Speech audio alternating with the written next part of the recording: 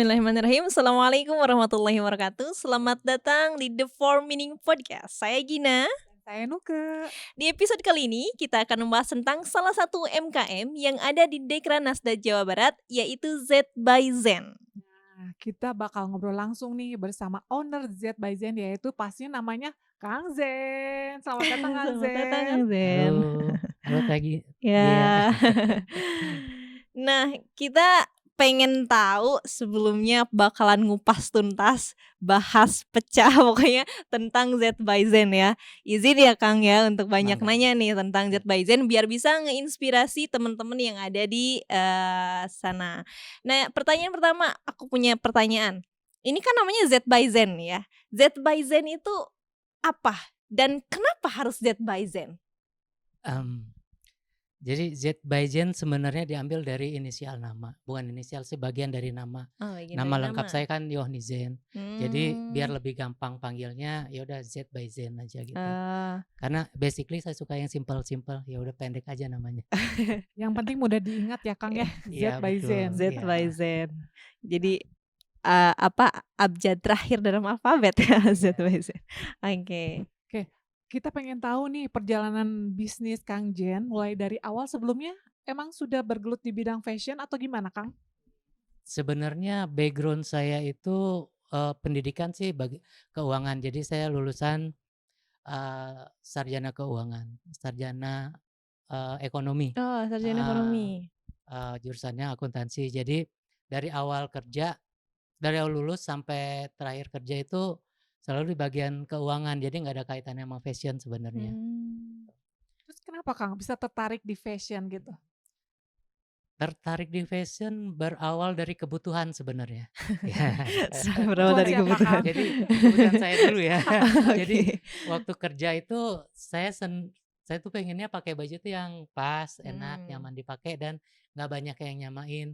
Kebetulan kalau saya cari di pasaran itu kadang-kadang ukurannya nggak selalu pas, Iya, nggak selalu iya. yang pas, kecuali merek-merek tertentu yang harganya lumayan mahal. Jadi saya berpikir gimana caranya untuk orang bisa dapat pakaian dengan budget yang terjangkau tapi nyaman dipakai, bisa pas dengan badan dan nggak banyak yang nyamain. Berawal dari situ sebenarnya, dari awal kerja tuh. Nah pada saat setelah bekerja punya keinginan, sebatas keinginan dulu, pengen buka usaha di bidang fashion. Cuman memang awalnya tuh saya nggak berani keluar dari zona nyaman. Nanti lagi kerja dulu, sampai akhirnya mungkin keadaan pada saat 2018 saya pensiun dini dari kerjaan terakhir di salah satu sekolah internasional di Bandung. Jadi pengajar di sekolah itu? Saya bagian HRD-nya, Oh, jadi wow. HRD di sekolah internasional di Bandung. Nah setelah pensiun dini saya berpikir, kenapa enggak dimulai usaha yang selama ini saya idam-idamkan, Iya. usaha di bidang fashion. Alhamdulillah respon saat itu dari customer pertama yang bikin baju di saya saat itu, jadi belum langsung produk untuk dijual, jadi masih made by order. Nah di awal saya memberanikan diri menerima order dari customer itu adalah orang tua murid di tempat saya bekerja, yang notabene dia itu istri dari orang asing yang anaknya sekolah di sana. Jadi lumayan menurut saya dia untuk fashion itu sangat pemilih dan classy gitu. Jadi ya itu order pertama saya. Saat itu saya nggak berani pasang harga di situ. Jadi karena saya terus terang jadi bicara ke dia, karena kenal kan orang tua murid di situ, saya bilang terus terang saya belum pernah bikin tapi saya yakin saya bisa, kalau mau coba boleh. Dan begitu jadi saya bilang saya nggak targetin harganya berapa, bayar seikhlasnya aja. Karena kan dia pernah bikin baju juga di yang lain dan jadi pasaran di yang lain dia tahu. Nah pada saat itu yang bikin saya surprise banget, dia berani bayar ongkos jahit saja di luar harga bahan dan lain-lain, itu satu baju 750. Wow, keren banget. 2018. Wow. Ya jadi saat itu 750 di 2018. 2018 itu 2 baju dia bikin seragam anak sama ibunya. Itu dia bayar 1,5 juta bersih. Berarti itu konsumen itu, merasa puas dengan produk dari Akang ya, Betul, kelihatannya? puas sekali. Jadi, Ah, eee, seminggu setelah itu dia kebetulan bikin baju itu untuk kostum di perayaan tahun baru di salah satu hotel di Jakarta. Nah, pada saat masuk lagi ke sekolah setelah liburan, dia dengan dengan senang banget kelihatan, dia bilang, "Kang Jen saya juara." Ternyata bajunya itu wah, dinilai murah dinilai di banget. hotel itu sebagai best costume. Jadi dia bilang dia bayar 1,5 juta untuk ongkos jahit itu, hitung-hitung gratis karena dia dapat hadiahnya tiket pesawat ke Bali untuk 2 orang. Jadi Wow, Keren. itu konsumen pengalaman yang pertama luar ya. biasa sehingga di situ membuat saya sangat Pede gitu ya? termotivasi dan percaya diri juga untuk nerima order dari yang lain. Oh, oke. Habis itu, selanjutnya langsung kepikiran buat nerima bisnis atau langsung bikin bisnis atau gimana dulu tuh? Pada saat pensiun dini memang yang langsung kepikiran buka usaha. Cuman memang belum punya pengalaman, Mhm. menjalankan usaha di bidang fashion. Jadi semuanya masih dikerjakan sendiri mulai dari ngukur, kemudian bikin pola, potong kain, sampai ngejahit, saya sendiri yang selama ini waktu saya masih bekerja, dikerjakannya pas di weekend doang. Mmm, Awal-awal mah ngerjain buat baju sendiri betul dulu, sendiri baju, dulu. keluarga, terus, yang tadi customer pertama. Nah, selanjutnya masih belum berani untuk buka plang di rumah, sampai sekarang sih nggak buka plang di rumah. Iya. Jadi dari mulut ke mulut, dari temen ke temen gitu aja yang tahu, yang memang mau, mangga gitu, Oh. dari situ. Nah Kang, aku penasaran nih, desainer cowok itu sangat jarang. Iya, bener Nah, bener gimana banget. nih menurut Kang Jen, pede atau gimana nih? Apa peluangnya ada nggak sih gitu, seorang desain fashion itu seorang cowok? Iya, sampai saat ini saya masih merasa kebetulan yang membuat saya tambah pede itu karena saya gabung di beberapa komunitas, komunitas fashion. Nah, memang untuk cowok itu sekarang mah sampai saat ini masih minoritas sekali. Jadi, Iya. kalau pas kumpul-kumpul paling cowok cewek-cewek semua, cowoknya paling satu atau 2. Saya nggak mau lihat itu sebagai, apa ya, Kelemahan gitu? kelemahan. Mmm. Jadi saya ambil itu sebagai tantangan. Justru hal yang sangat positif. Jadi, orang ngelihat ada perbedaannya di situ. Jadi saat ibu-ibu semua cewek semua yang berjejer ada satu atau 2 cowok, oh beda banget gitu, gitu. Biar mudah diingat ya Kang Iya, Jen. iya betul. Ini kan bisnisnya tadi bermulai dari, awalannya konsumen pertama ya, terus kemudian dari kebutuhan. Terus kalau sekarang nih, sekarang sudah sampai tahap mana bisnisnya Z by Zen? Karena kan sudah masuk Dekranasda juga gitu ya, sudah yang lainnya bagaimana ingin tahu nih?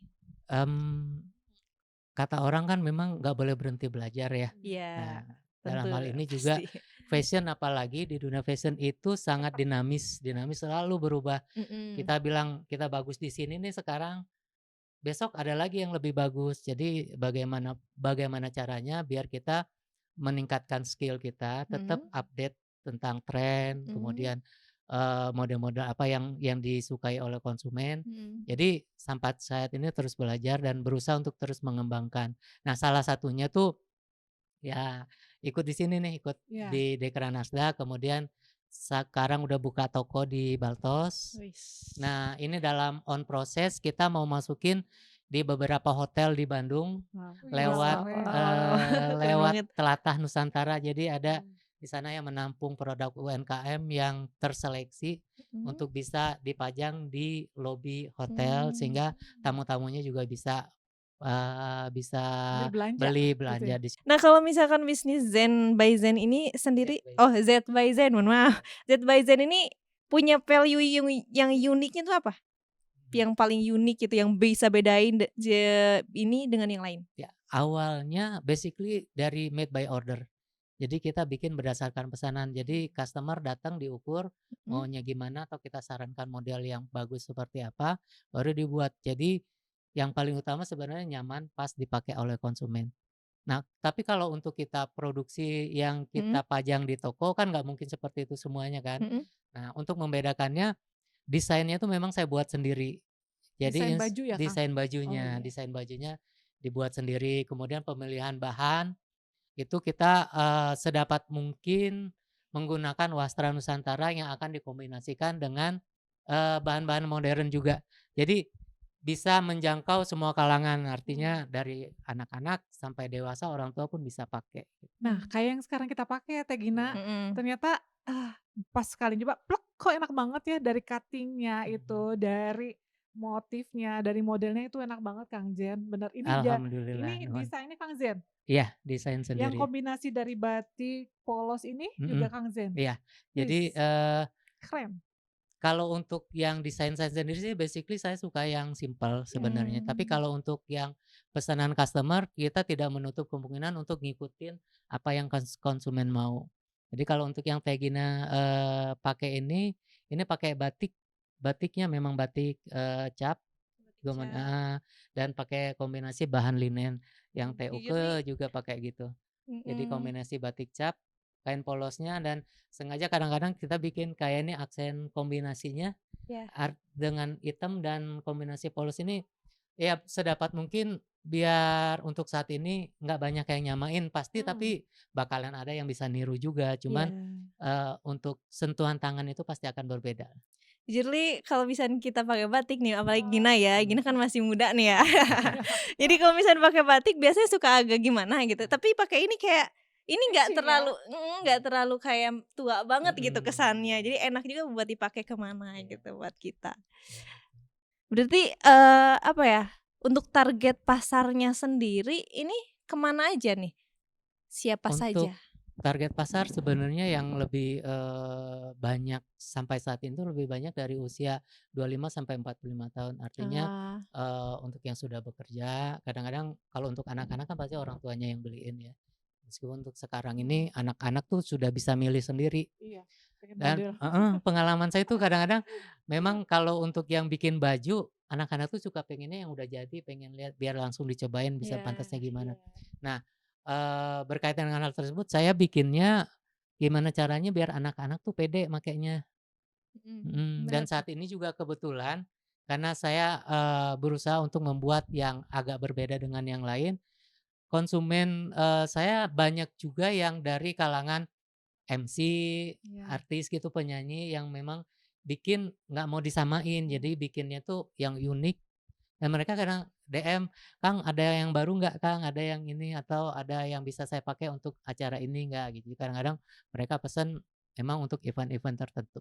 nah ngomongin artis nih, kemarin lihat kepoin IG-nya Kang Zen itu ada artis yang pakai coba siapa aja Kang, ada artis yang Iya. pakai baju Kang Zen? Wow. Iya, alhamdulillah, tempo hari sempat ikutan pameran di Kabupaten Bandung dan saat itu, Wakil Bupati Bandung, Ya? Bapak Sahrul Gunawan itu langsung beli satu set dan alhamdulillahnya beliau pede dan mau pakai pada saat syuting acara di televisi salah satu TV swasta dan mereka, beliau juga menyampaikan ini produk UMKM Kabupaten Bandung dan responnya sangat bagus di situ. Masya Kemudian, Allah. waktu Fornas 2023 kemarin di Kabupaten Bandung juga, kebetulan saya diminta untuk mendesain dan menyiapkan baju untuk Raffi Ahmad dan Wow wow, sekelas Raffi Keren, Ahmad ya, dong. penyanyi rock Neil Autor yang idol ya? Idol, Indonesian Oh, Idol ya. mantap. Nah itu juga pakai baju saya di acara pembukaannya.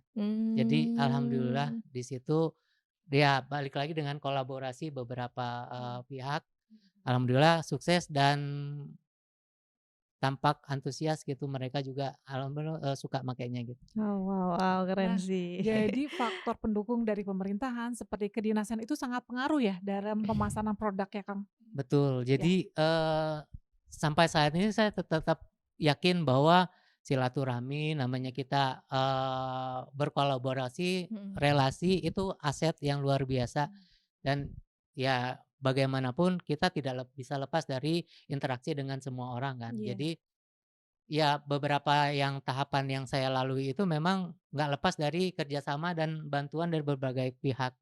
Ya Dekra juga sangat membantu, tempo hari kita pernah, fashion show juga di Dekra, ya. kemudian komunitas desainer, kita pernah di, fashion show juga, tempo hari mah sempet rutin 1 bulan sekali di salah satu mall di Bandung. Itu kita, beberapa desainer berkumpul, berkolaborasi, melakukan fashion show dengan, kerjasama komunitas fotografer amatir Bandung, Himpunan MUA Bandung dan lain-lain, sehingga dengan adanya kolaborasi itu semua berjalan lebih mudah gitu, dan kita mendapat ya relasi dari situ. Termasuk dengan komunitas penjahit sendiri yang waktu itu awal saya ikutin, itu sangat-sangat membantu dari perkembangan awal saya merintis usaha sampai bisa seperti sekarang ini. Keren Yes. ya. Keren banget. Nah, sempet sering banget nih ngeliat Kang Zen sering fashion show gitu ya.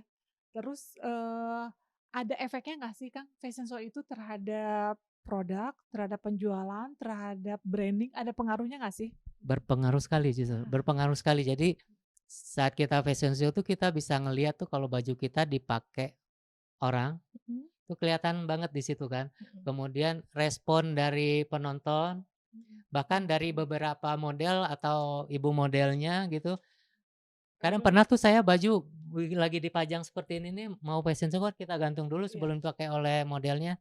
Ada datang ibu-ibu, "Kang saya mau yang ini dong," katanya gitu. Padahal belum dipakai ya? Belum apa-apa gitu ya Saya udah langsung iya iya dipesan. boleh, tapi nanti dipakai fashion show dulu ya karena ini baju fashion show. Jadi, ya kayak gitu. Beberapa model bikin baju akhirnya di saya. Kemudian, dari orang yang nggak tahu, nggak kenal, lihat postingan di Facebook, Instagram gitu, beberapa kontak akhirnya bikin. Ya baru sebatas itu sih. Mantap. Keren banget. Kan kita, biasanya kalau misalnya lagi bisnis pasti dong ada yang namanya tantangan gitu ya dan sebagainya. Nah dari tahun 2018 semenjak, eee, Bapak, ngebisnisin ini tuh ada nggak sih tantangan yang paling berat gitu? Tantangan pasti ada ya, tantangannya. Modal bukan? Enggak. Alhamdulillah modal mah Aman saat sih modal ini enggak pasti. ya, artinya ya masih menjalani sesuai kemampuan, artinya Iya. sampai sejauh ini masih bisa tercukupi. Tantangan yang paling besar itu karena pada saat orderan banyak, Mhm. numpuk, kadang-kadang si, penjahit kita tuh kadang nggak selalu, standby, ada kebutuhan sendiri. Nah, kadang-kadang gimana caranya kita mengatur sehingga pesanan itu tidak sampai terlambat. Nah, yang kayak gitu. Kemudian tantangan lainnya adalah Eee, kadang-kadang kita nggak bisa atur tuh konsumen mau pesennya kapan gitu. Lagi banyak-banyaknya kan ada banyak lagi yang pesennya, ordernya, mendadak gitu. Iya. Nah itu salah satunya, tapi berusaha bagaimanapun balik lagi yang tadi kita berkomunitas, salah satunya dengan komunitas jahit, pada saat numpuk banyak dan harus cepat Bisa selesai, kolaborasi ya? ya tinggal kontak temen yang kira-kira bisa ngikutin standar jahitan kita, standar Mmm. kualitas kita, bisa bantu nggak? Nah dari situ terbantu sekali Oh. dari komunitas. Termasuk di awal-awal berdiri itu, saya banyak banget dari komunitas itu adalah, misalkan kita si konsumen pengen desain tertentu dan saya belum pernah bikin, Ya. kadang-kadang masih suka bingung ini mau, polanya seperti apa ya gitu. Nah kita sharing di situ di grup.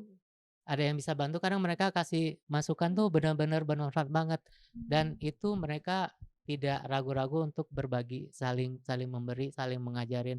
Makanya setelah adanya komunitas itu saya juga nggak ragu-ragu, jadi kalau ada yang pemula nih yang mau belajar jahit, mangga kita ajarin Wah wah gitu. wah wah, boleh dong Pak diajarin? Boleh boleh, kita ada komunitas, ada Oh grup, gitu. jadi nggak kita belajar gratis gitu Oh sih, gitu, gratis nggak boleh dong pakai nanti ya di bayaran. belakang layar. Berarti Kang Jen ini udah mulai memberikan inspirasi nih ya Ih buat banyak banget orang Kang dong, Jen. Masya Allah. Jadi apa rencananya nih Z by Zen ini ke depannya rencana punya planning apa? Harapannya nih? Target, ada target lagi nih? Ya, target mudah-mudahan usahanya bisa berkembang lebih baik lagi sehingga bisa memberi kebermanfaatan bagi, masyarakat di lebih banyak lagi. Artinya kalau banyak masyarakat yang bisa terbantu dengan desain, misalkan dia butuh baju tertentu, bisa menghubungi dan bisa ini, juga bisa berbagi lebih banyak lagi, misalkan salah satunya ilmu, kemudian cara-cara, kayak apa yang saya tahu bisa ada yang nanya ya nggak segan-segan sih kita jawab apa adanya gitu. Nah, mungkin dari Pak Zen nih untuk karena kita waktu udah semakin minim, ada nggak sih harapan, pesan dari Bapak untuk kita semua biar kita tuh bisa lebih, bisnisnya terinspirasi dari Bapak? Yang pertama adalah kemauan dulu.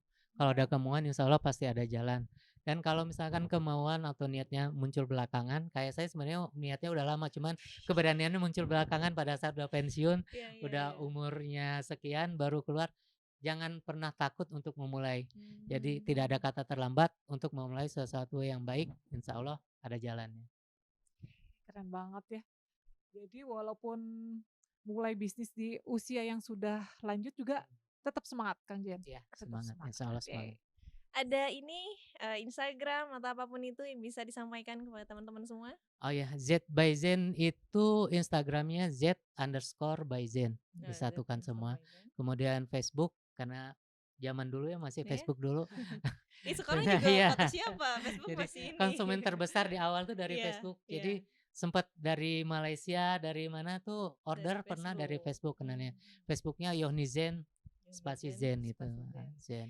Kemudian kita juga ada Offline-nya? toko offline Offline-nya? store-nya di Balubur Town Square, Baltos, lantai 2, Blok J08.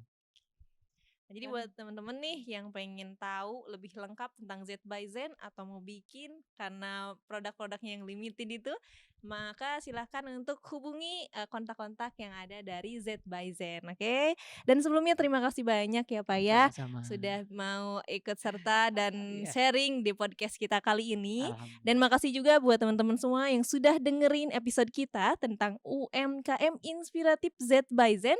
Semoga bisa mendapatkan wawasan yang berharga tentang gimana pemilik usaha kecil dapat mencapai kesuksesannya dalam dunia bisnis.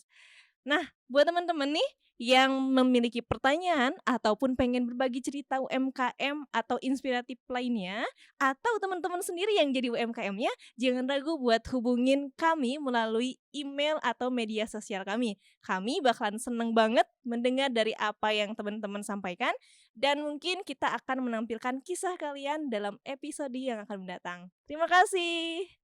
Terima kasih lagi atas Terima dukungan kasih. Anda dan sampai jumpa di episode berikutnya. Tetap semangat dalam meraih impian bisnis Anda bersama Z_by_Zen. Terima kasih.